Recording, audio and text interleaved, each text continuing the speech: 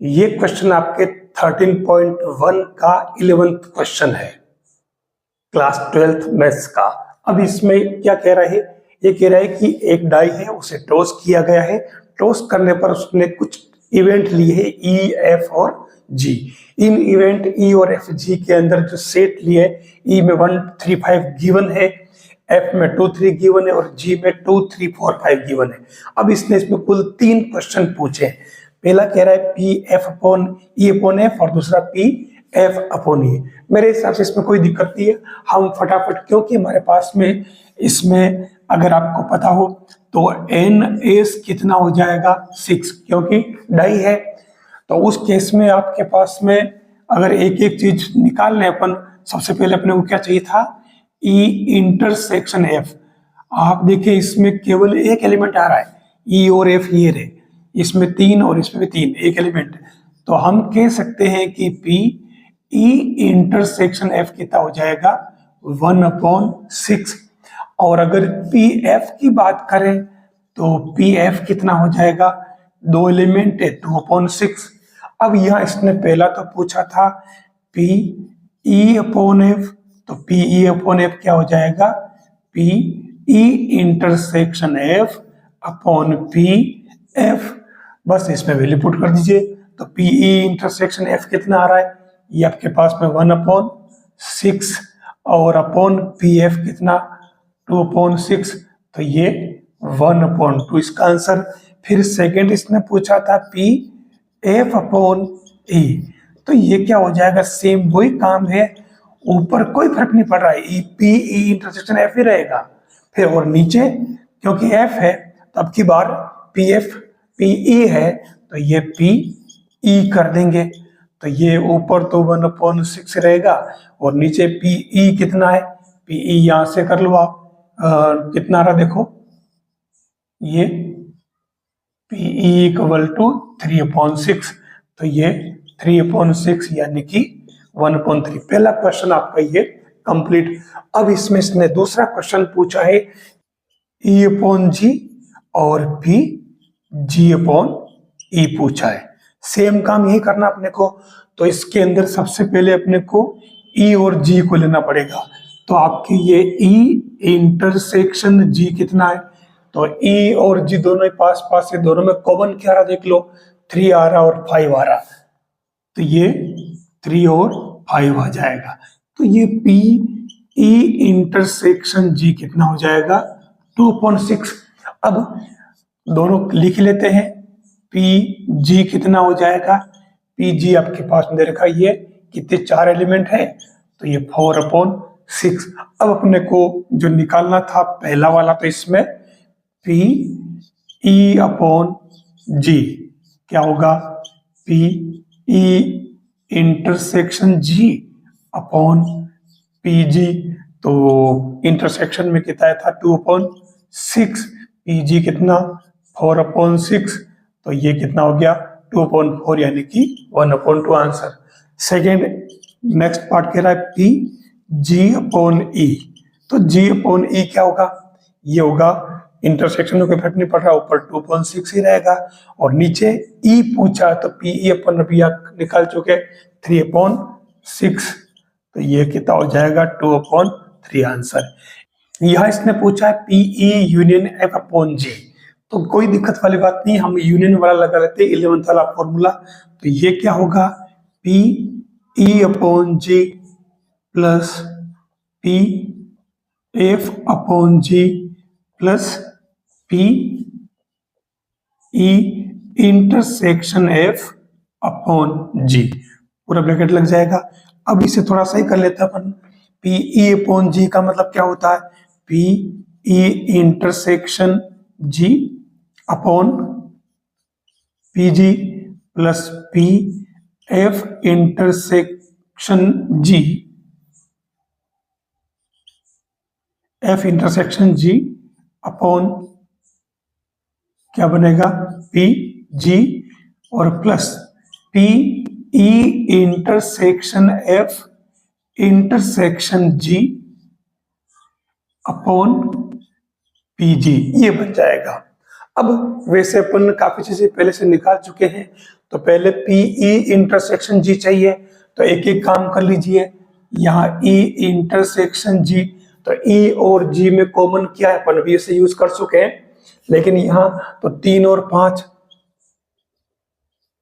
तो ये PE intersection G कितना हो जाएगा 2/6।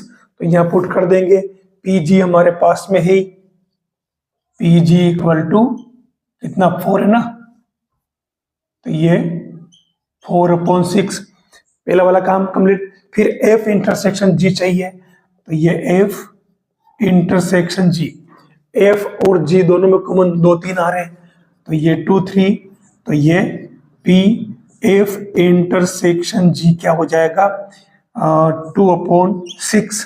फिर आपको चाहिए PG, PG अपन निकाले चुके, PG सब पे काम आ रहा। अब यहाँ देखो E intersection F intersection G, तो यहाँ E intersection F intersection G एक तरह से भले अलग अलग है, लेकिन कह यूं रहा है कि ये तीनों का इंटरसेक्शन पूछ रहा है।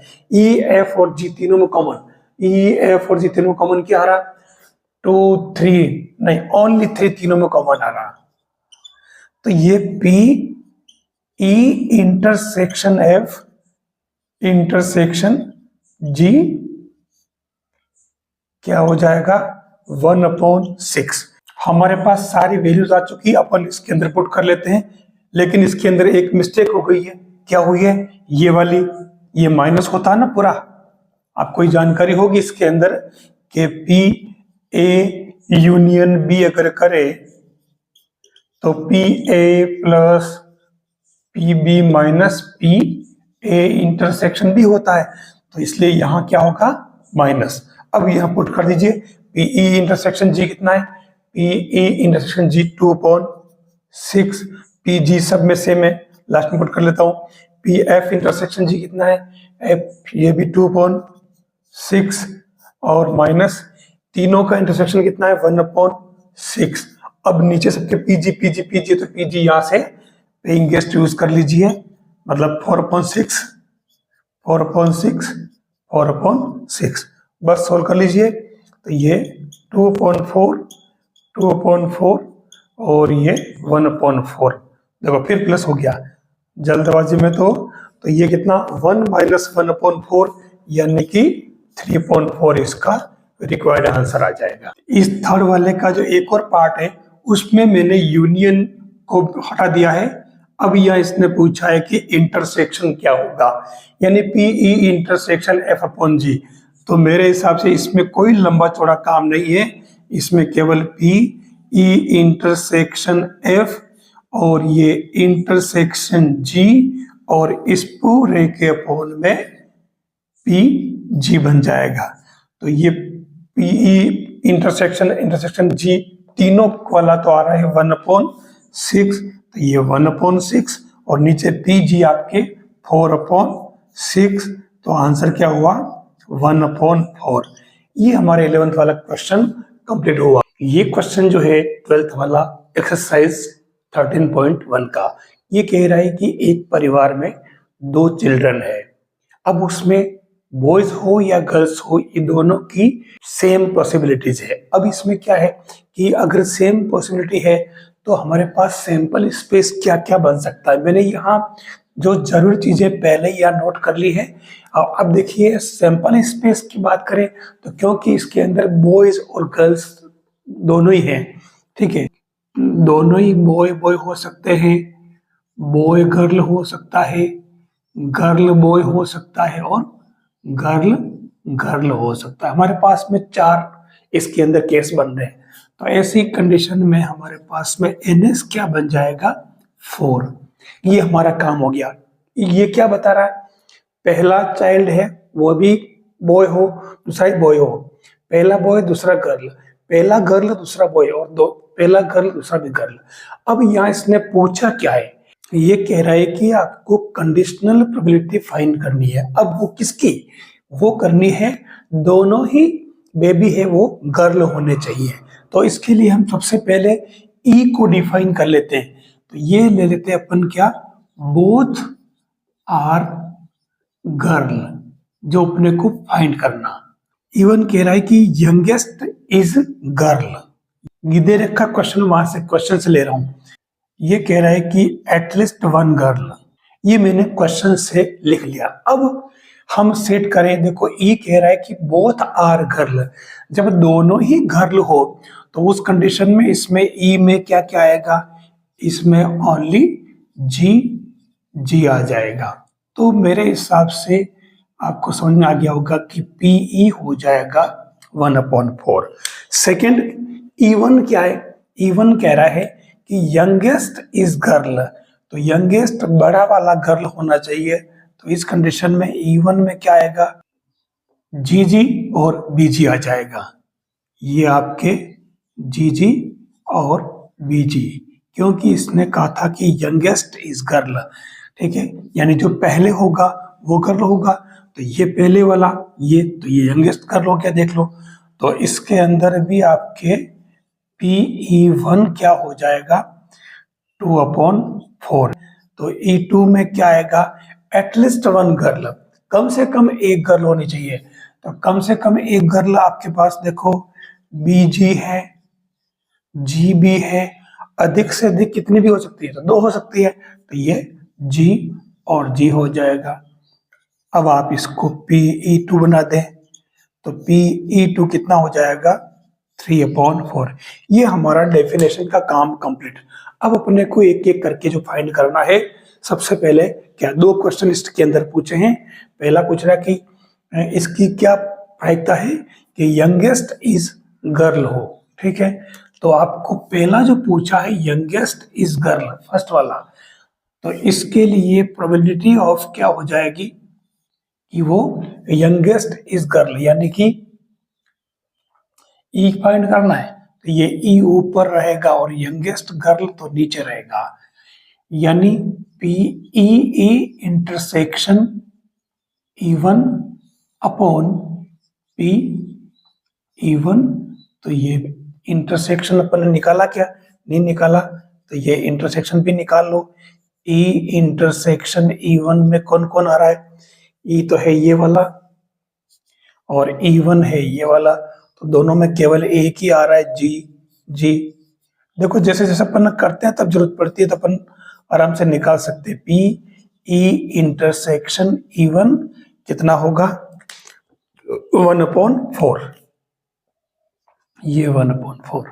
तो ये ऊपर तो हो जाएगा 1/4, नीचे PE1 कितना है, PE1 2/4, ये तो ये 1/2 इसका आंसर हो जाएगा। फिर सेकेंड कह रहा है कि PE/E2, तो इसमें PE intersection E2 upon PE2 बनेगा। बस अब यहां पर भी देखो PE2 तो अपन निकाल चुके हैं, लेकिन E इंटरसेक्शन E2 नहीं निकाला, तो ये यहां निकाल लो। इसमें E इंटरसेक्शन E2 में कौन कौन आ रहा है, एक तो EJ और E2 है ये, तो BG GB GG, तो ये इसमें और इसमें भी केवल एक ही आ रहा, देखो ये GG आ रहा। तो उस कंडीशन में PE इंटरसेक्शन E2 क्या होगा, 1/4। तो ये ऊपर तो हो जाएगा सेम 1/4 और नीचे PE2 कितना है, 3/4, ये 3/4, तो आंसर क्या होगा 1/3, ये आंसर है। नेक्स्ट जो क्वेश्चन है वो कह रहा है कि एक कोई एग्जाम है और उसके अंदर 2 तरह के क्वेश्चन है, एक तो ट्रू फॉल्स टाइप के, दूसरे मल्टीपल चॉइस के, और उसके अंदर भी वापस इसने क्लासिफिकेशन कर रखा है कि ट्रू फॉल्स के 2 तरह के क्वेश्चन है, इजी और हार्ड। मल्टीपल चॉइस के भी 2 तरह के क्वेश्चन है, इजी और हार्ड। तो ट्रू फॉल्स के इजी कितने 300 क्वेश्चन में गिवन, और इसके भी ट्रू फॉल्स के ही हार्ड कितने 200। ऐसे MCQ इजी 500 और हार्ड है 400। अब आपको क्या करना है, सबसे पहले तो टोटल निकाल लो इनकी। तो हमारा काम क्या है, क्योंकि सब कुछ क्वेश्चन में साफ साफ गिवन है, क्वेश्चन में इसने पूछा क्या है।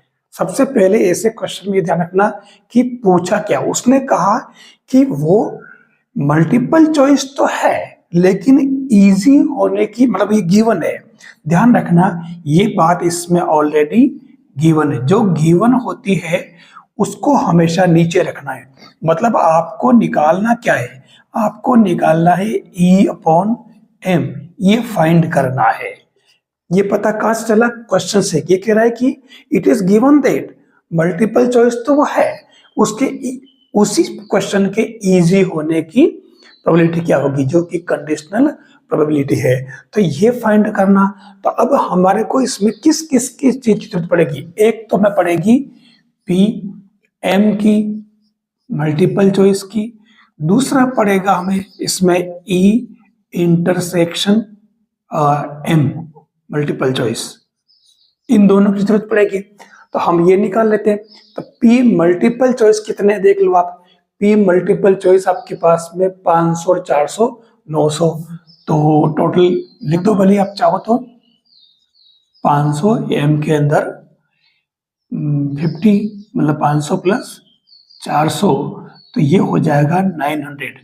तो उस कंडीशन में आपके पीएम कितनी हो जाएगी, 900 अपॉन 41400 टोटल आ जाएगा। हमारे पीएम आ चुका, कटापीटी बाद में करते रहेंगे, ठीक है। अब पीई इंटरसेक्शन एम, ई और एम दोनों में, मतलब वो इजी भी है और मल्टीपल चॉइस भी है। तो इजी भी है और मल्टीपल चॉइस भी है, तो वो कौन सा है, इधर से ही आओ इधर से भी आओ। तो ये आपके आ रहा है, देखो ये रहा 500। तो उस कंडीशन में ये कितना हो जाएगा, 500 अपॉन 1400। साफ साफ यहां से दिख रहा है, ठीक है। दोनों आ चुके हैं। अब आपको जो फाइंड करना था वो फाइंड करना कि वो मल्टीपल चॉइस तो है पर उसके इजी होने की प्रोबेबिलिटी क्या होगी। तो ये हो जाएगा पीई इंटरसेक्शन मल्टीपल चॉइस और नीचे ये पीएम, सब कुछ यहां से लेना अपने को। तो ये ऊपर कितना है इंटरसेक्शन में, तो 500 अपॉन 1400 और नीचे क्या आ जाएगा 900 अपॉन 1400। तो फाइनली देख लो ये तीनों कैंसिल और ये आ रहा 5 upon 9 required answer. 2 dice are tossed 1 time, यानी कि टोटल इवेंट कितनी हो जाएगी आपके पास में, NS इक्वल टू 6 इंटू 6 यानी 36, ठीक है। ये कह रहा है कि दो इवेंट कौन कौन से, इसने पूछा क्या, ये कह रहा है कि उस पर दोनों को जैसे टॉस करते हैं तो उन पर आने वाले जो नंबर्स है उनका सम होने की प्रोबेबिलिटी क्या होगी, ये पूछ रहा है, ठीक है। जबकि डिफरेंट वाला गिवन है, ये उसने साफ साफ दिया है। इसका मतलब ये हुआ कि आपको फाइंड करना है पी ई अपॉन एफ, ये फाइंड करना है। अब ई सम की बात करें तो ई में क्या क्या आएगा, योग एक होना चाहिए, पहले पर 1 आए दूसरे पर 3 आए, पहले पर 2 आए दूसरे पर भी 2 आए, पहले पर 3 आए तो इस पर 1 आए, बस ये आएगा, ठीक है। तो इसको इस तरीके से लिखें तो ये आपके पीई कितना हो जाएगा, ये पीई हो जाएगा आपके पास में 3 है ना, तो 3 अपॉन 36 पीई आ चुका। अब हालांकि इसकी जरूरत पड़ेगी नहीं इसके अंदर, पर मैंने निकाल लिया। अब डिफरेंट नंबर की बात कर रहा, तो डिफरेंट नंबर कितनी होगी, आपको ये पता होना चाहिए कि एफ के अंदर अगर डिफरेंट नंबर की बात करेगा तो वो नंबर आएगी आपके 36 माइनस 6, यानी कि एफ में आ जाएगी आपके कितने 30। अब ये पता कैसे चला, क्योंकि जो सेम नंबर होती है वो अपन जानते हैं कि सेम नंबर में क्या होगी, 1 1 हो सकती है, 2 2 हो सकती है, 3 3, 4 4, 5 5 और 6 6। तो ये टोटल कितनी होगी 6 हो गई। तो मैंने जो सेम थी उसको माइनस कर लिया टोटल में से 36 में से, तो डिफरेंट आ गई, ठीक है। तो अपने को तो इसकी जरूरत पड़ रही है, कौन है उससे कोई काम नहीं है, लेकिन फिर भी इंटरसेक्शन जरूरत पड़ेगी तो पता लगा लेंगे अपन। अब हमारे पास में एफ आ चुका, तो इससे हमारे पास में पी एफ कितना हो जाएगा 30 अपॉन 36, लेकिन अब हमें एक चीज और चाहिए कि ई इंटरसेक्शन एफ में क्या आएगा, दोनों में कॉमन क्या आएगा।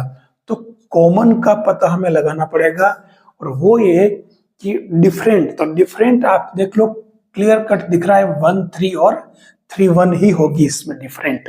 ठीक है, तो ये 1 3 और 3 1 ये आपके इसमें डिफरेंट हो जाएगी। तो उस कंडीशन में पी ई इंटरसेक्शन एफ आपके पास में आ चुका 2/36। पी ई अपॉन एफ क्या आ जाएगा, P E intersection F upon P F. तो ये हमारे पास आ चुका है, इंटरसेक्शन अपन निकाल लिया 2/36 और पी एफ अपन निकाला 30/36। तो ये 2/36 इट मीन्स 1/50 ये रिक्वायर्ड आंसर हो जाएंगे। देखिए ऑब्जेक्टिव क्वेश्चन दे रखा है, बिल्कुल इजी, ये कह रहा है कि पी ए हाफ है, पी बी 0 है, तो पी ए अपॉन बी क्या होगा। तो यहाँ 4 ऑप्शन दे रखे हैं आपके पास आंसर में। हम जानते हैं कि पी ए अपॉन बी क्या होगा, P A intersection B upon P B.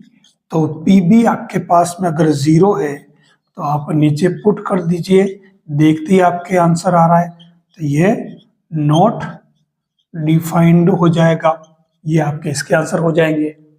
दो इवेंट ई और एफ इस प्रकार से है कि ये कह रहा है कि P A upon B equal to P B upon A is not equal to 0। तो अब इनमें चारों में से कौन सा ऑप्शन जो है वो करेक्ट होगा। तो देखिए कुछ इन दोनों फॉर्मूले अप्लाई कर लेते हैं अपन, तो अभी रिजल्ट आ जाएगा। तो ये इसका फॉर्मूला अपन जानते हैं क्या होगा, P A intersection B upon P B, और इसका फॉर्मूला क्या होगा, P A intersection B upon P A. तो आप देख लीजिए ये दोनों कैंसिल हो जाएंगे, क्योंकि बी है तो बी इंटरसेक्शन ए रखो, एक ही बात है।